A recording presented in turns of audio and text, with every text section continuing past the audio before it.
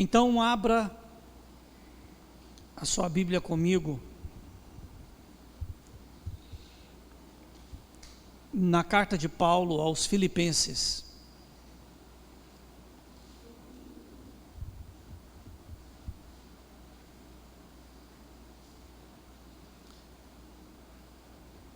Cidade de Filipos. Filipenses capítulo 3, do versículo 13 e o 14.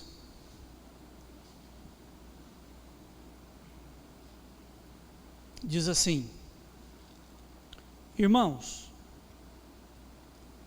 quanto a mim, não julgo havê-lo alcançado, mas uma coisa faço,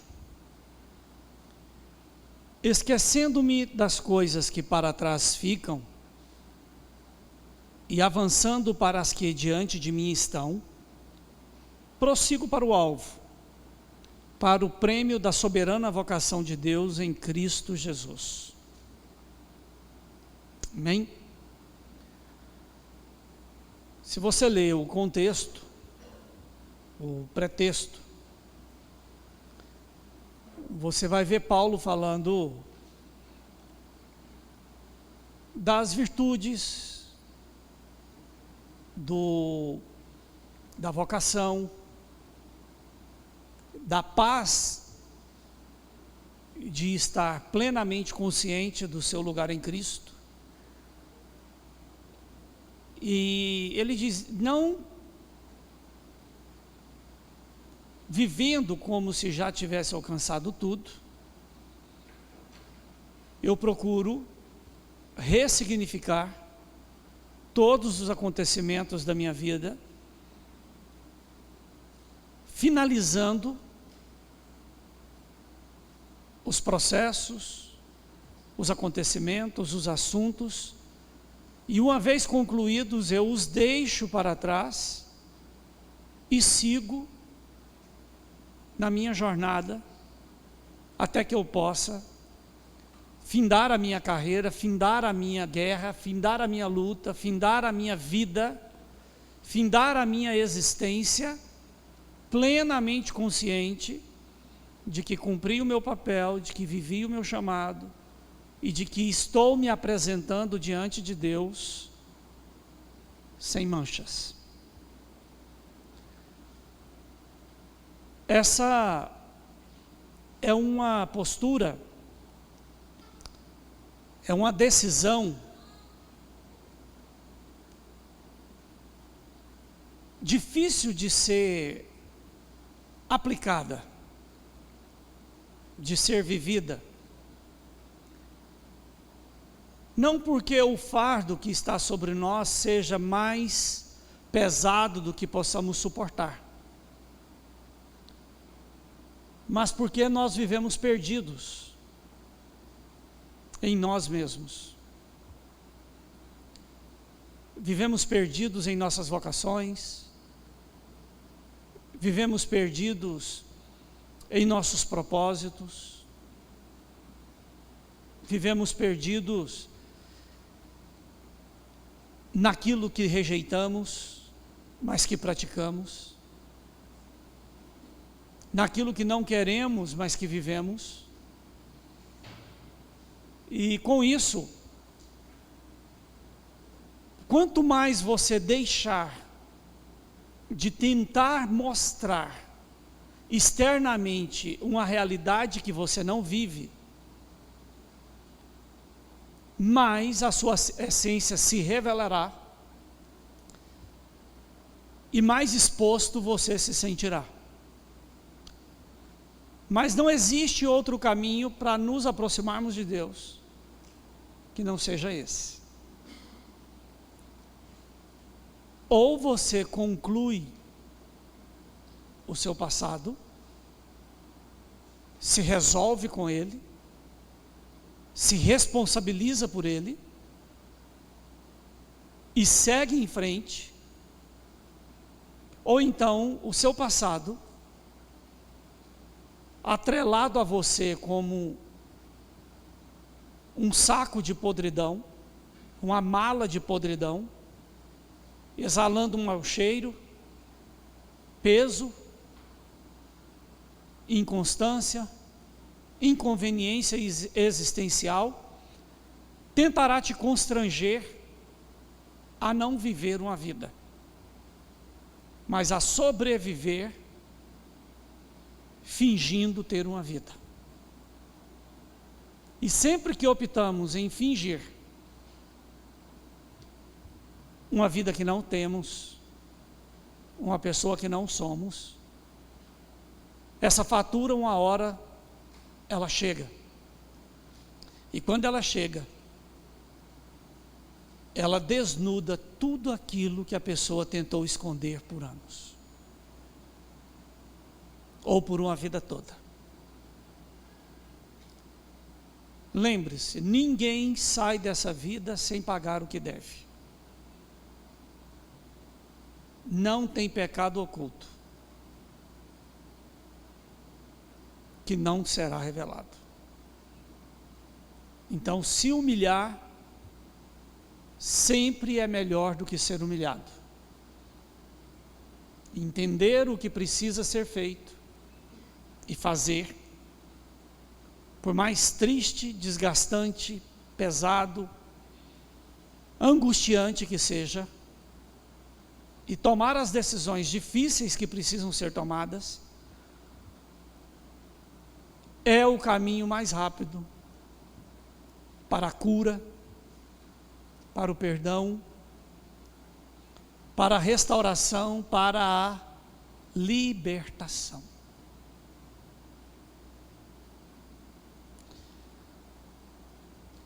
Falando sobre o ano da presença, e estamos falando sobre mudança de mente. Não mudança da maneira de pensar, mas a mudança da essência do que você é. Aquela separação entre glândulas e medulas, entre alma e espírito, que só o Espírito Santo, por intermédio da palavra, pode fazer. Mudar a sua maneira de pensar vai te trazer respostas diferentes, mas não necessariamente histórias diferentes, porque a sua estrutura mental, existencial, está atrelado a um fardo de responsabilidades malditas que você não tem como se desvencilhar delas. As dívidas dos seus antepassados, elas precisam ser pagas por alguém. Não pense que você fugirá da sua parcela dessa conta. E quanto mais você tentar ignorar essa realidade, mais você se tornará escravo dela, mais ela te perseguirá, mais ela te consumirá, e mais ela se fortalecerá com o fim, o propósito de perpetuar esse mal, esse erro, na próxima geração depois de você. A essência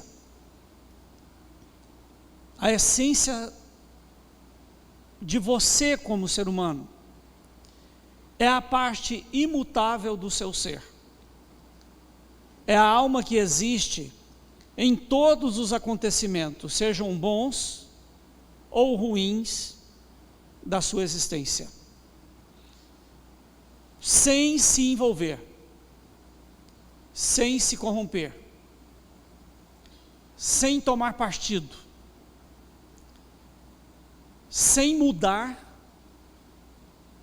e nem tampouco te abandonar. A alma, ela acompanha o processo seu existencial. e ela assiste a sua carne se decompor. Ela presencia os seus estados mentais e emocionais, ela sabe dos erros que você está cometendo,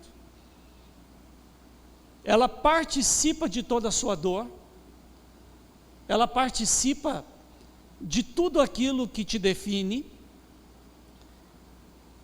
mas ela não modifica, ela não empena, ela não enferruja, ela não entorta, ela não enverga.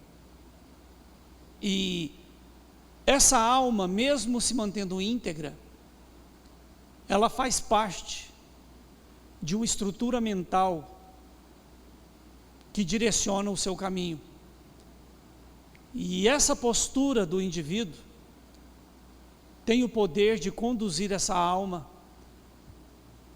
não só ao sofrimento existencial, em acompanhar as suas agruras, como ela pode ser condenada em você eternamente pelo seu pecado.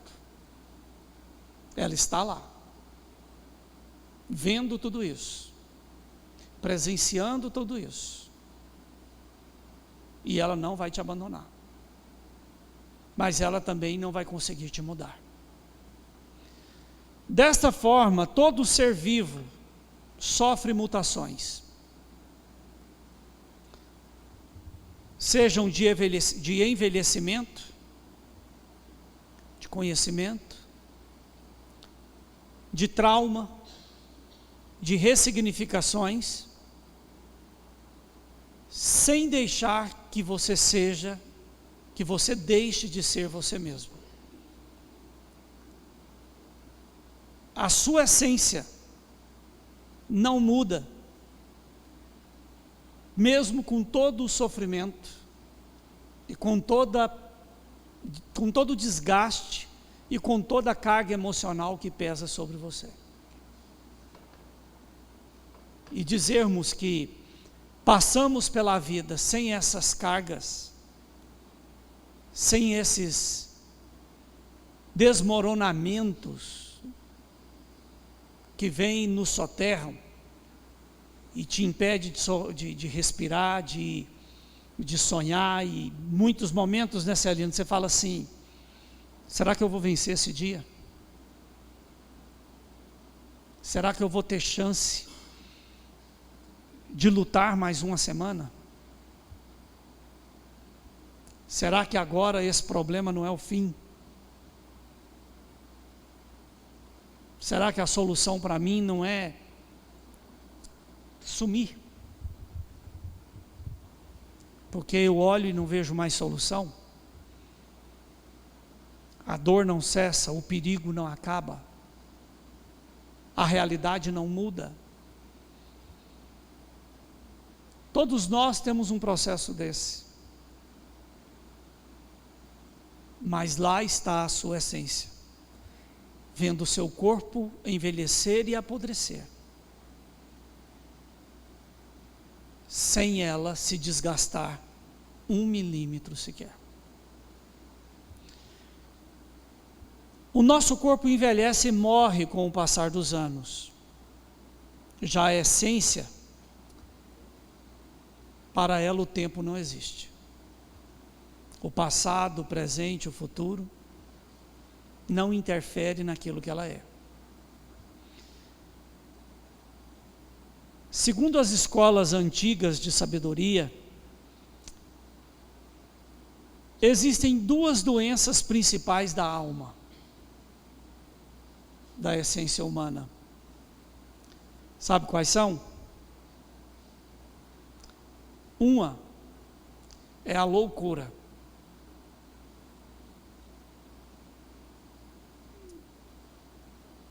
Nós vivemos uma sociedade muito louca, muito insana,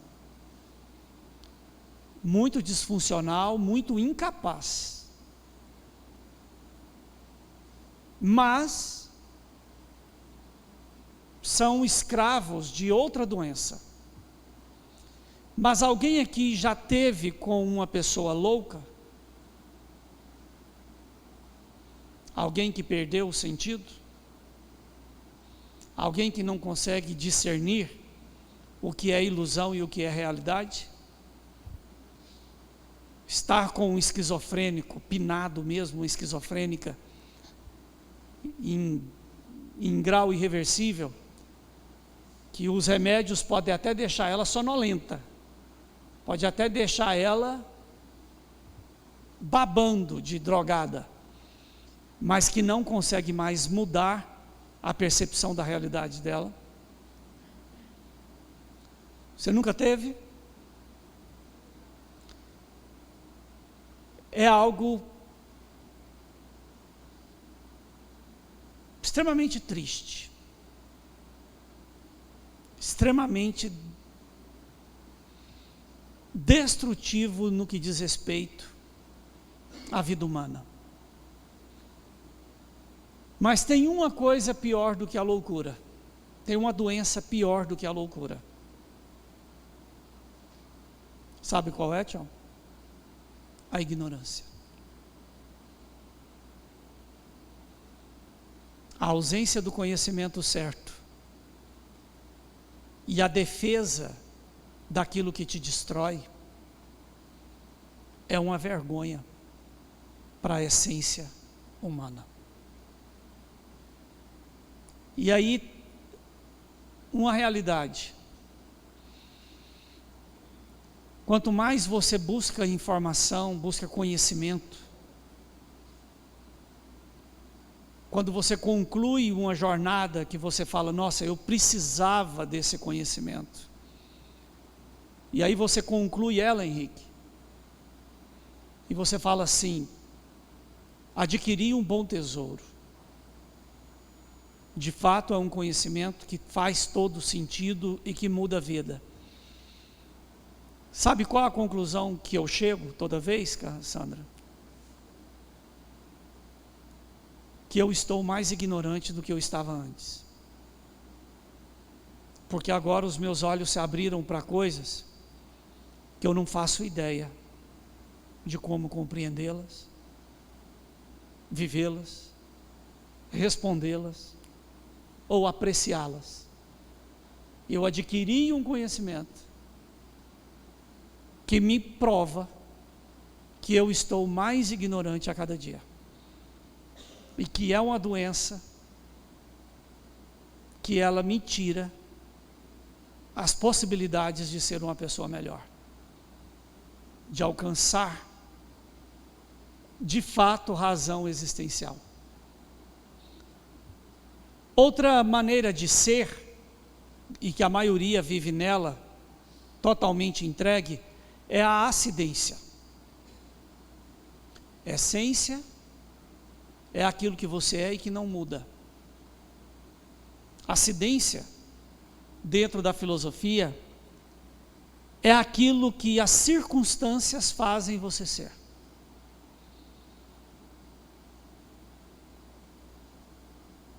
O Júnior, as circunstâncias levou ele a ser um musicista. Teve boas experiências e outras ruins como musicista.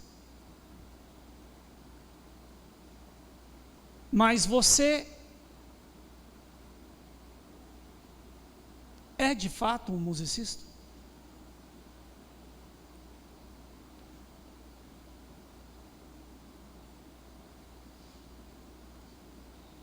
Se fosse para parar tudo e dedicar só a isso, você estaria disposto novamente? Ou seja, a circunstância te deu experiência de algo que você faz bem, mas que você não quer se entregar. Quantas pessoas não estão vivendo dessa forma? Tentou se preparar para algo da vida, mas aquilo pelo qual você se preparou, você não gosta. Você não acredita. Você não consegue se entregar, você não consegue alcançar significado com isso. Isso é um problema que eu acredito de 99% da população mundial. As pessoas, elas não vivem um propósito existencial. Elas sobrevivem aos acidentes que acontecem em sua vida, sejam eles emocionais, sejam eles sentimentais, sejam eles circunstanciais, que determinam acontecimentos que não deveriam ter acontecido, mas que aconteceram, e que você precisa administrar o resto da sua vida, porque você não consegue dar fim a esse processo. Você não consegue dar fim a esse problema. Você não consegue dar fim a essa circunstância. E parece que se torna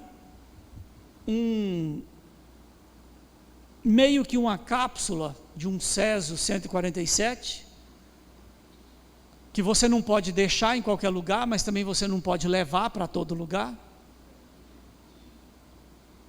que você vive preocupado para não se destruir, e também com medo daquilo destruir os outros que estão ao redor.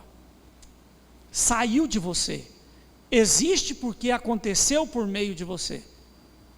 Você não olha como culpado disso, você não se sente como o gerador de tal comportamento, de tal atitude, mas aquela pessoa saiu de você, aquela pessoa convive com você, e é um problema que você não sabe como lidar com ele. A sua existência está atrelada a uma existência destrutiva de alguém que você não tem controle,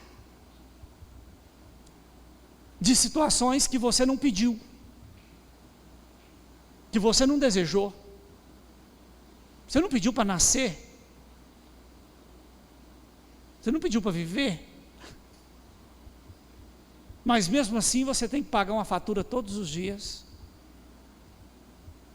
daquilo que a vida te dá e te toma. Não é mais ou menos por aí? Ah, pastor, a alegria do Senhor é a minha força, porque Deus é a coisa mais importante para mim, a coisa, né? Já começa por aí. Ah, porque eu quero fazer o certo, mas não dá um passo em direção a esse certo.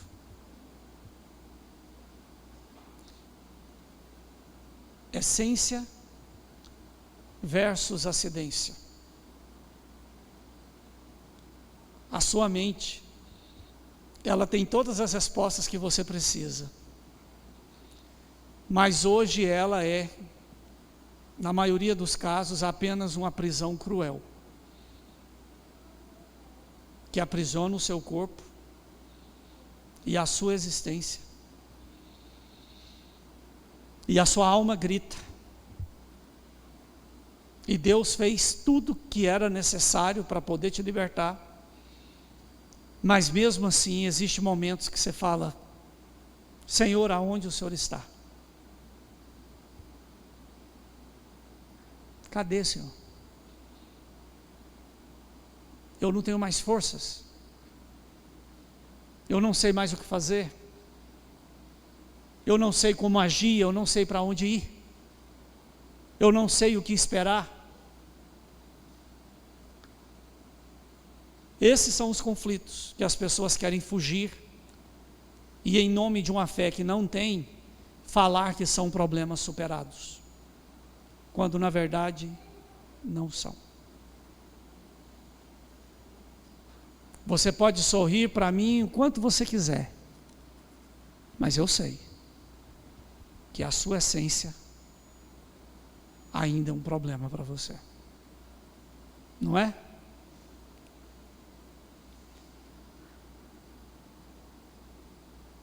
Desta forma, a maioria das pessoas reagem à acidência ou os acidentes sem nunca conhecerem e entenderem verdadeiramente a sua essência.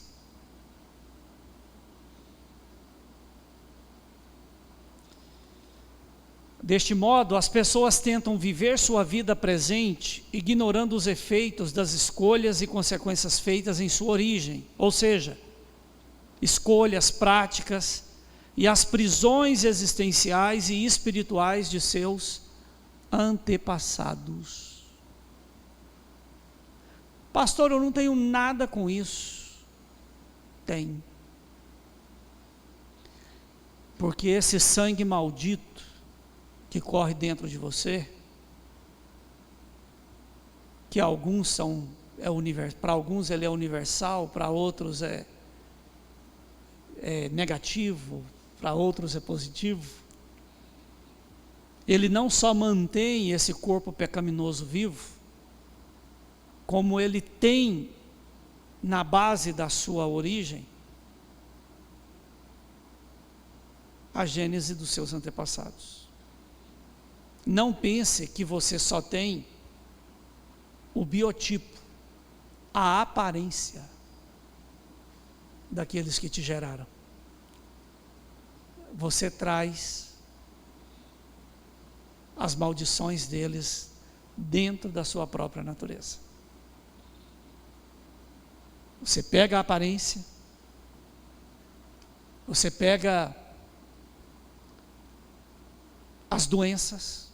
Já viu quando uma pessoa chega no hospital e ela desenvolve alguma célula cancerosa? Automaticamente, qual que é uma das primeiras perguntas que se faz, Sandra? Tem alguém na sua família que teve? Por quê? Porque é recorrente. E se teve alguém próximo que tem agora, as gerações futuras, irmãos, quem nasceu depois, dá uma olhadinha, porque a probabilidade daquele mal se manifestar, ela é o contrário de ganhar na Mega Sena. A Mega Sena você tem 100 milhões ou mais de possibilidades de não ganhar, né?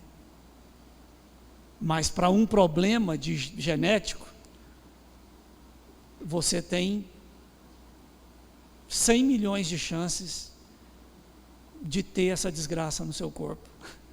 E no tempo certo ela vai gritar. Quem tem uma maldição de problema cardíaco,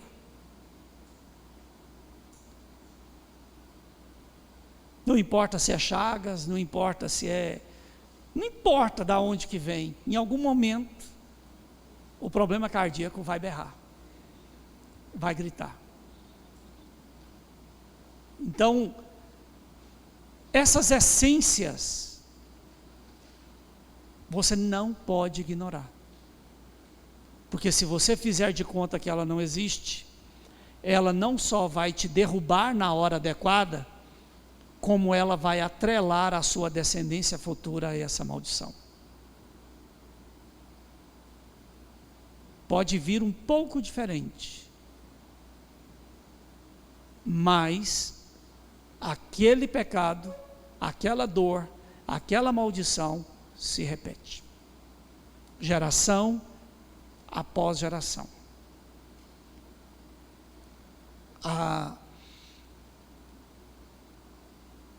Teve um período que eu estive orando muito pela casa do Kleider. Não necessariamente pela casa dele, mas pela casa da Sheila. Porque havia um histórico de gerações passadas de suicídio. Havia não, existe. Deus guardou o Kleider, a família dele. Mas dentro da casa dele, o irmão da Sheila se suicidou.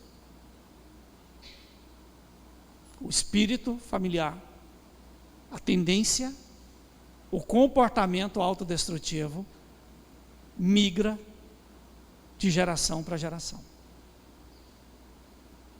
Isso é um efeito drástico. Existe algo mais cruel do que isso, Cleide? Que vocês viveram? De chegar de um culto e encontrar uma situação daquela? Só que aquilo já viveu toda a geração passada, se vocês conseguirem remontar, vocês vão ver que vai ser gerações e gerações para trás que tem alguém da família que tirou a própria vida. Tem como ignorar isso? Contra fato, não há argumento.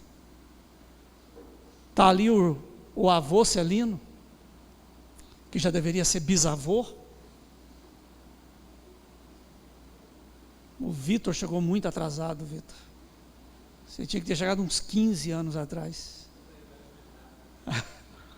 E o Celino,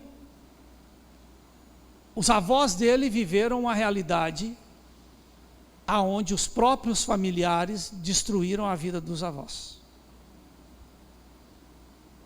O pai dele viveu uma realidade que em um determinado momento da vida se perdeu, né, Celino? Tudo. E o Celino, depois de décadas de dedicação, de competência, de trabalho, de um esforço sincero, ao ponto que Deus o tirou do lamaçal. O tirou do lamaçal e o colocou sobre uma rocha com os pés firmes. Mas você teve que viver a maldição que os seus antepassados viveram? Mesmo servindo Deus há tanto tempo, você não perdeu tudo? Pelas mesmas circunstâncias? O irmão que você ajudou, aquele que você fez tudo para poder melhorar, te tomou tudo. Isso é recorrente na família. E o Celino é crente há muitos anos. Por que Deus não impediu isso? Coloca Deus nisso não, irmãos. Porque a bondade de Deus, ela é inquestionável. O amor de Deus é inquestionável. Mas a natureza pecaminosa do homem e a dureza do coração é difícil. E às vezes o mal, pastor Lucas, ele é tão difícil de ser identificado. Sabe por quê? O Celino vivia rodeado 24 horas de pastores, de profetas, né? E oravam e profetizavam, e que não sei o que, e que não sei o que. Como a maioria de vocês, o Celino no primeiro momento, ele ficou com raiva de mim. Quando eu falei de uma possibilidade, ou de uma situação, ele teve um momento que ele falou para mim, se ele não me odiou, mas ele me reprovou severamente, ele falou, eu ponho a minha mão no fogo pelo meu irmão. Você não falou? Dizendo para mim, você não sabe de nada o que você está falando. E ele não queimou a mão não, irmãos. Ele queimou a mão, o cotovelo, a sobrancelha, o quadril, o tornozelo. A obra de Deus na vida do Celino, ela não está terminada. Essa maldição está quebrada em você. Deus vai te restituir. Mas não quer dizer que impediu ele de passar pelo mesmo processo. O que eu estou querendo dizer com isso? Que por mais que você ache que você tem estrela de fogo na testa, você não está isenta de, na sua comodidade ou da sua falta de percepção, estar vivendo aquilo que destruiu e que causou dor no passado da sua família. E que você pode estar se tornando exatamente aquilo que você jurou para si mesmo que nunca seria. E você não consegue ver. E aí entra a importância, Alexandre, da mudança de mente. Se mudar pensamento, sem permitir que o Espírito mude a mente, as antigas obras voltam. Você lembra daquela circunstância familiar com os seus genitores, que estavam em uma situação de uma decadência, e aquilo foi mudado do dia para a noite, em cima do seu sacrifício, da sua obediência? Houve uma mudança de pensamento momentânea, mas não houve uma mudança de mente, e a consequência foi o quê? O pensamento voltou, e a mente foi subjugada, e as antigas realidades estão sendo conquistadas novamente. Mudar a maneira de pensar é importante, mas será definitivo na sua vida só quando o Espírito Santo tiver a autorização sua para mudar a sua essência, para mudar a sua base existencial, a genética existencial, tanto física, como emocional, como espiritual. Toda pessoa carrega essencialmente a genética mental, morfológica e espiritual herdadas pela carne, pelos ossos, pelos órgãos, que é alimentado pelo sangue. Já viu o ditado que diz que o fruto não cai longe da árvore?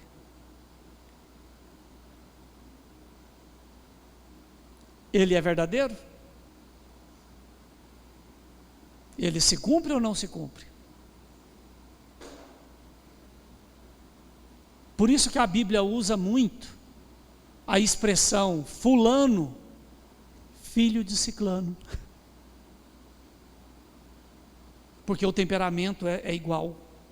Já passou 4 gerações, mas o timbre de voz é igual, mesmo na 4ª geração.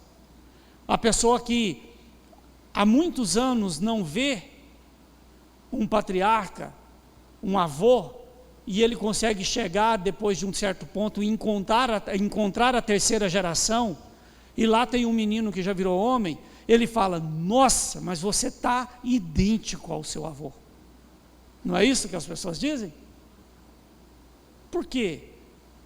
Porque a essência, ela está intacta. Isso é o que te define. Não adianta você dizer: ah, eu não quero ser filho de não sei quem, eu não quero ser de... Você é, e isso é inquestionável.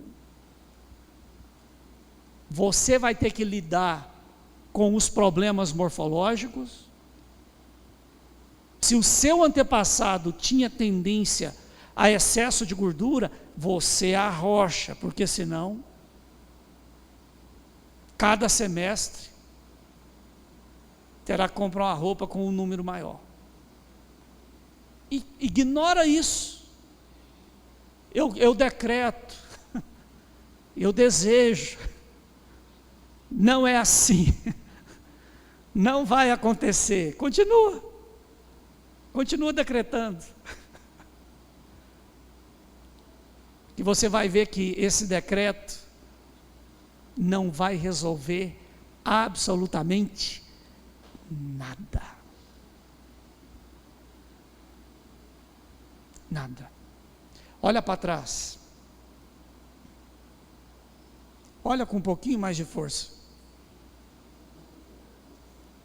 Olhou? Você não viu, né? Mas o seu passado te acompanha.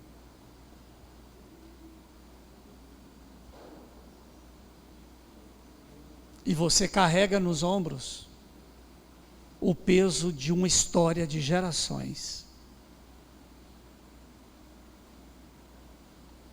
Ignorar isso não vai fazer a sua essência mudar.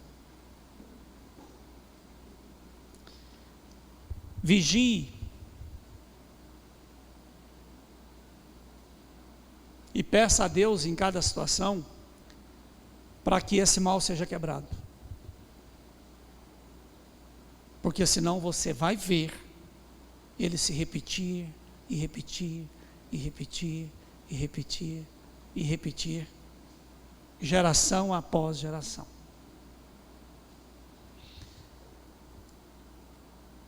Como extrair o pecado de alguém? Você sabia que é possível?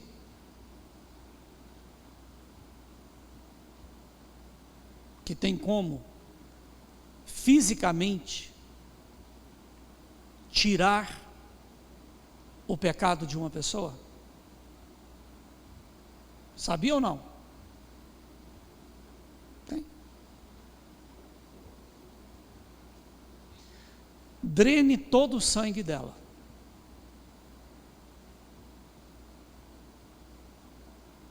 Enquanto tiver sangue circulando, ainda há pecado.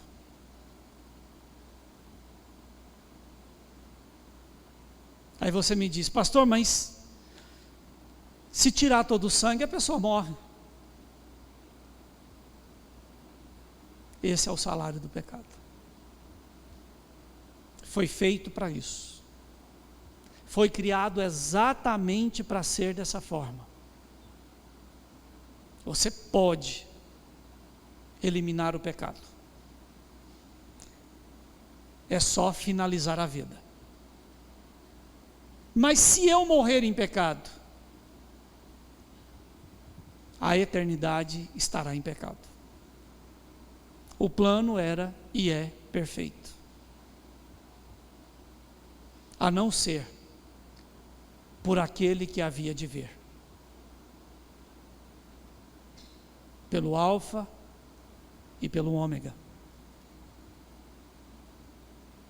É muito bonito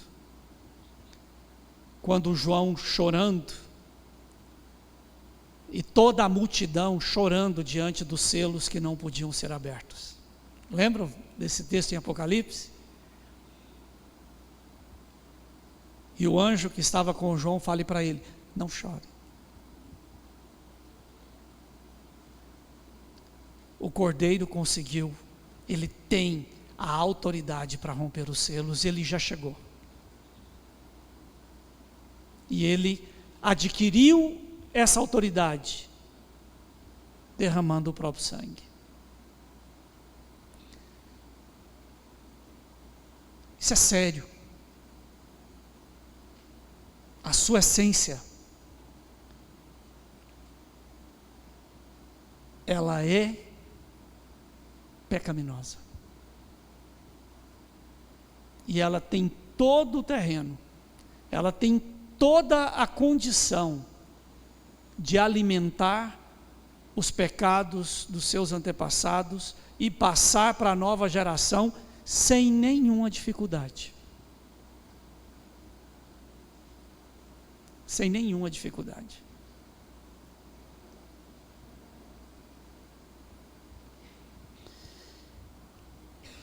Por isso, é parte essencial da salvação em Cristo a consciência de ser um pecador, o arrependimento, a confissão e o novo nascimento, que passa pela água e pelo Espírito. Tem que nascer de novo. Jesus, ele não veio, e ele fala, por causa disso, aí a Bíblia, ela é tão profunda, que parece que ela é rasa, às vezes pela profundidade, quando Jesus fala, que não se coloca remendo novo em pano velho. Viu como que agora faz mais sentido? Que não se coloca vinho novo em odre velho. Ele não tem como derramar o novo sangue, o sangue da nova aliança, nessa carcaça maldita. Ele só vai poder fazer isso depois que você ressuscitar. Ele tem que te dar um novo corpo. Ele tem que te dar a condição de transformar a sua essência para que você possa receber a nova vida. Por isso a Santa Ceia nos é oferecida. E ela tem um poder de transformação que só o céu para poder explicar isso. Teologicamente, de uma forma argumentativa, o pessoal já se matou por causa disso, a transubstanciação. Já teve reino que lutou contra reino. E nunca chega a conclusão alguma, porque é tentar explicar algo que não tem explicação na nossa condição. Mas a verdade é que a ceia devidamente ministrada e com pessoas devidamente aptas a recebê-las, ela se transforma naquilo que garante a vida eterna e que lava pecados ainda hoje.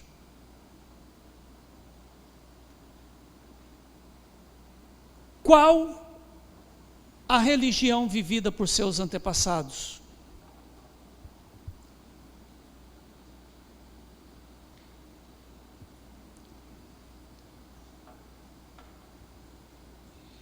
Você quer o Deus de Israel hoje, não quer? Você quer o Deus de Abraão, Isaac e Jacó, não quer? Você quer ou não quer? Você quer o Deus do qual Jesus é o Filho. Você quer o Deus pelo qual o Espírito Santo move e opera tantos sinais, prodígios e maravilhas em amor a esse Deus. Você quer esse Deus, não quer? Esse Deus diz: não terás imagem de outros deuses diante de mim. Não farás imagem de fundição, nem de animal, nem de homem, nem de divindade, nem de criatura do céu, nem de criatura debaixo das águas em cima da terra. E aí eu gostaria de entender essa expressão. E nem de criatura debaixo das águas, debaixo da terra. Falando de seres que nem sabemos ainda, ou a nossa geração não tem conhecimento desses seres. Visitarei a maldição dos pais nos filhos, daqueles que tais coisas praticam, até a terceira e a quarta geração. E ele fala: guardarás o sábado, o dia do descanso. Jesus, ele não anulou o dia do descanso. Mas a Bíblia fala dos acontecimentos pós-ressurreição de Cristo, aonde os acontecimentos sempre aconteciam no domingo, no dia da ressurreição de Jesus, e não mais no sábado. Nós somos poucos crentes, e eu acho que ainda é muito. Aonde estão a maioria desses que não estão na igreja? Não, pastor, mas o senhor tem que entender que tem. Ok. Eu entendo a Bia não estar aqui hoje. Apesar que eu daria um jeito de estar. Quem me conhece sabe que se não tiver morto ou amputado pelo meio, eu darei um jeito de estar na igreja. Não quero estar em outro local. Mas eu entendo. Hoje é o dia do Senhor. Você dedicou algum momento do seu dia a, de fato, aproximar-se de Deus, a não ser no momento do culto?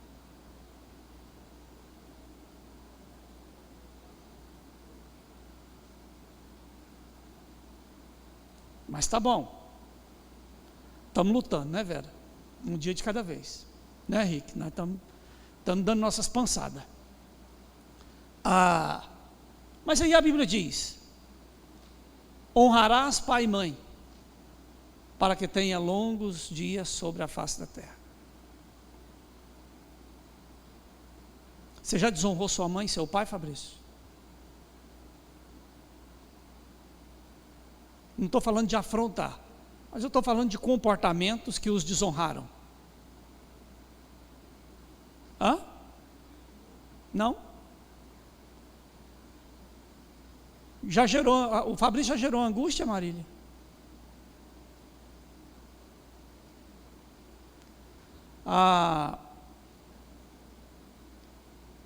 Alguém aqui já desonrou pai e mãe?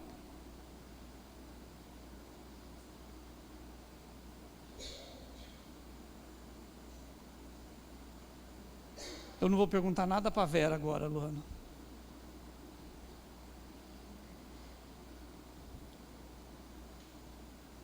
Agora, no seu passado,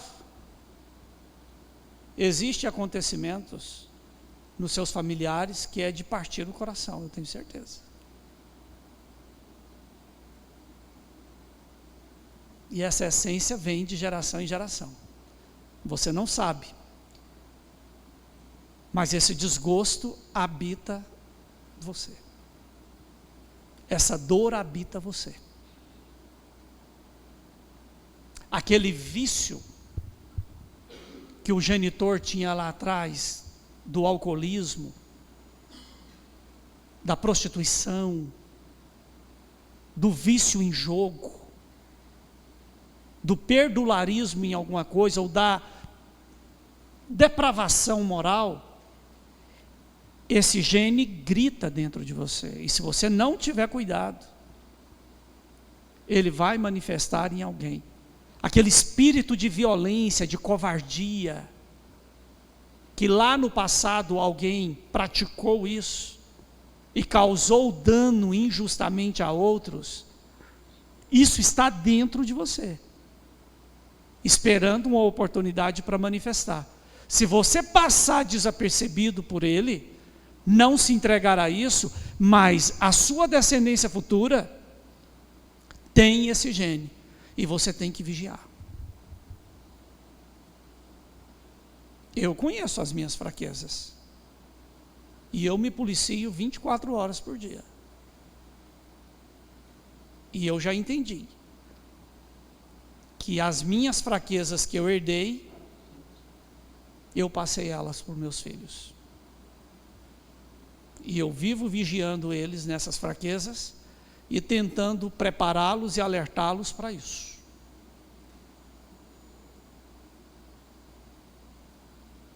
Pastor, eu ignoro. Eu não estou nem aí. Então não reclame das consequências. Então não reclame das dores. Não reclame das prostituições. Não reclame dos suicídios, não reclame das pobrezas, não reclame dos feitiços, não reclame das violências gratuitas, não reclame da morte precoce, não reclame da violência doméstica. Eu usei 2 exemplos aqui, doídos, ruins, né, Celina? Celina, na hora que eu falei que ele danou comigo, e ele falou, não, eu via lá com o dedinho. Irmãos, dizem que isso, fumava igual um caipora, bebia feito um opala, e andava armado ainda. Celina é ruim, talvez você está pensando que o Celina é gente boa. O Celina, isso é ruim. Tive que vigiar esse trem, tem uns 3 anos vigiando de perto. Agora o Vitor está perto, eu já saí, eu deixei o problema do Vitor. Porque eu sei da coragem que esse homem tem. Eu sei o que é a natureza dele. E eu não ignoro. É uma ovelha que precisa ser cuidada. Mas vocês conseguem imaginar o Celino pitando, bebendo e dando tiro dentro de uma... caçando confusão com gente grande? Mas diz que ele gostava de acabar com a festa, diz que chegava e os grandes tinham que correr. Tchau. Meu Deus, onde que eu estou?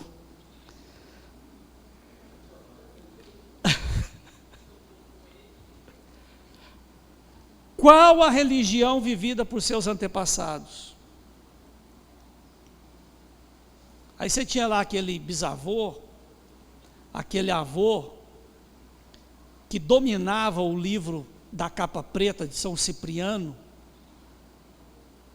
até a sombra, daquele que conseguia virar cupim.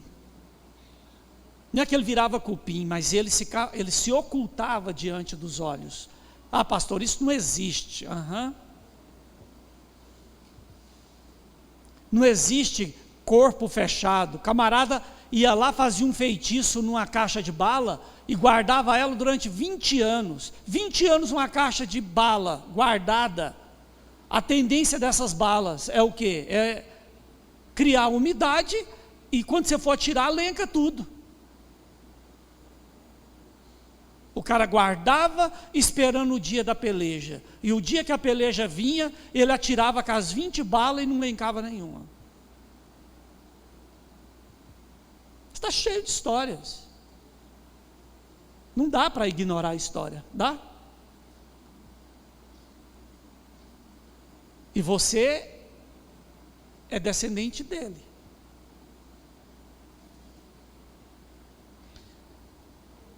Quais os vícios dos genitores em cada geração do seu passado?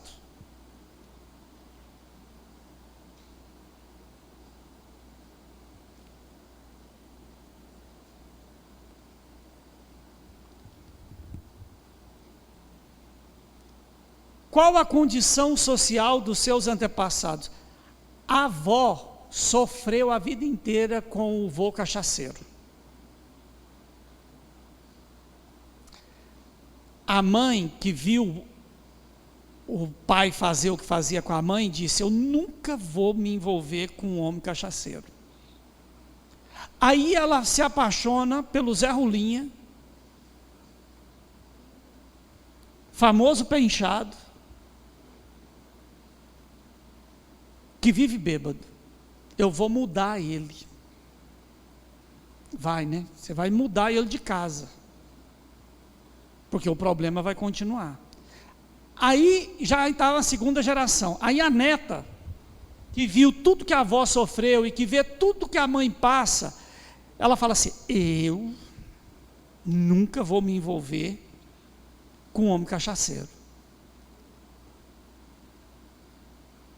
Aí um dia ela sai com uma amiga, uns amigos da própria igreja, que vai na casa de um parente do cão, não sei aonde. Aí lá tem o Zé Bigodinho, problemático, carniça, cheio de maldição,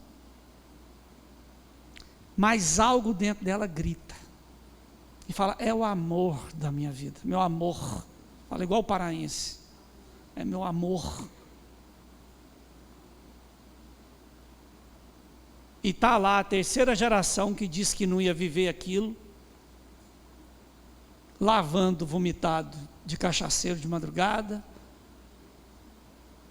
indo ni festa ou ni boteco dos outros, rastar aquilo, e pelejar a vida inteira, e passando vergonha, e constrangimento familiar, e medo dirigindo carro, e tudo quanto é tipo de anarquia. Por quê? Olha o problema se repetindo. Não, pastor, isso tem nada disso não. Tem não, né? O seu nome é qual mesmo? É Inocêncio? Simplício? Como é que é? Qual a condição social dos seus antepassados? Ela vai te perseguir. Quais as histórias de seus antepassados se opõem aos 10 mandamentos? Nossa, a minha família é uma bênção, pastor. Tudo, nossa, era bom demais. Cai nessa. Quais doenças são mais comuns no seu histórico familiar?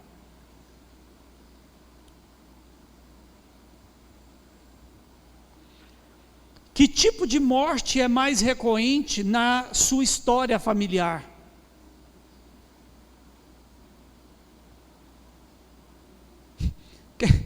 Quem assistiu aquela série Vikings? Aí lá tinha o oráculo, né? Que ele era cego, que era um ser lá que parece que já tinha uns 500 anos ou mais. Aí ele fala para o Ragnar, né? Ragnar Lothbrok, não é? Aí ele fala para ele assim, ele queria saber como seria o fim dele, né? Aí o cara fala assim, ó, eu vejo que você não vai morrer. Ele fala, como? Você vai ser assassinado. Tipo assim, você não vai ficar velho, adoecer, não. Sua morte vai ser que alguém vai te matar e olha, vai ser doído. Que oráculo do cão, né? Melhor não ficar sabendo. Qual tipo de morte é mais recorrente em sua história familiar? Deixa eu bater um papo com a sua família, que eu quase consigo dizer que jeito que você vai morrer. Me dá uma tarde, conversando com aqueles parentes mais fofoqueiros, que eu consigo dizer bem como é que vai ser o seu final de vida. Porque vai se repetir. É a sua essência. Mas em Cristo, pastor, eu sou nova criatura. Amém. Deixou de acontecer na sua vida, Celina?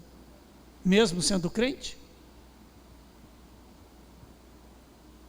Deixou de acontecer lá dentro da sua casa, Cleider? Mesmo lutando semana após semana?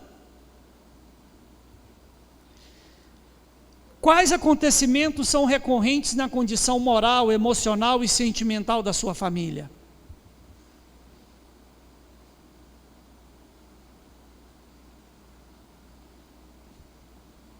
Isso vai acontecer de novo. Está amarrado, em nome de Jesus. Isso é da sua essência. Se você não vigiar e não permitir que Deus vire essa chave ao ponto de finalizar o seu passado em você, inclusive matando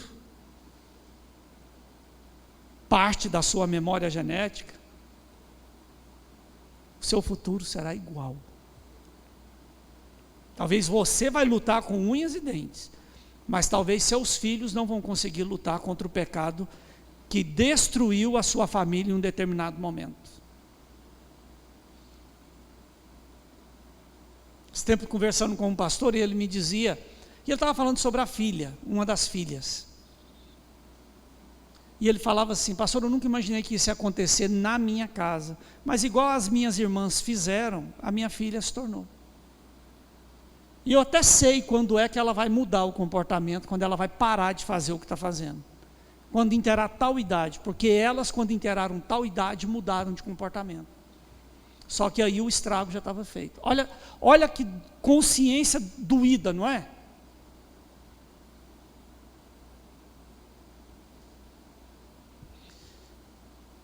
Existe histórico de suicídio na sua família? Existe histórico de morte precoce nas gerações da sua família? Existe histórico de adultério, vícios, imoralidades, mães solteiras, estupros ou abandono familiar na sua família?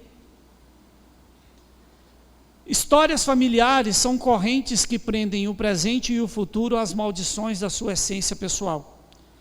Pois você é a soma dos seus antepassados, e esse passado vai te perseguir até derrubar você ou você vencê-lo. Deste modo fica uma pergunta: contra o que você está lutando? Não é contra quem você está lutando, mas contra o que você está lutando.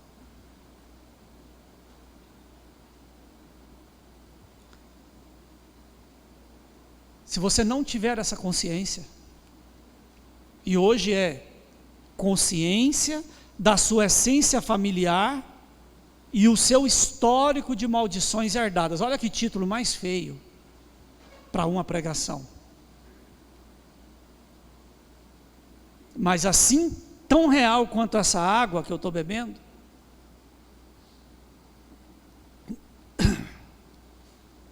é os fatos na sua vida. É ou não é?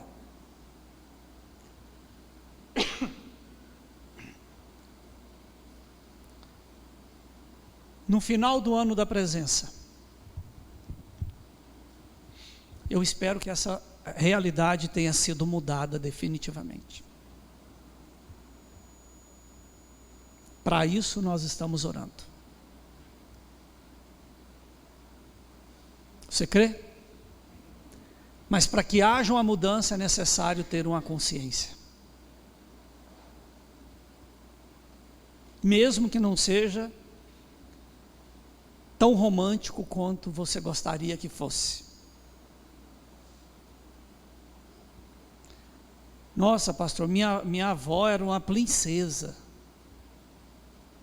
Não, irmãos, ela era a bruxa.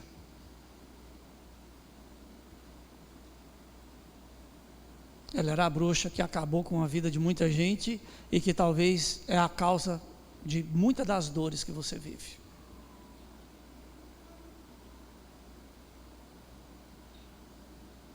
Permita o Espírito Santo dar uma faxina na sua essência, mudando definitivamente a sua mente, a sua essência, e não apenas os seus pensamentos. E olha que mudar a maneira de pensar já é um progresso absurdo. Amém? Glória a Deus. A mensagem foi boa, não foi, Vera? Mais ou menos, né? Mas são verdades, irmãos, que não tem como você ignorá-las. Vamos ficar de pé, vamos orar?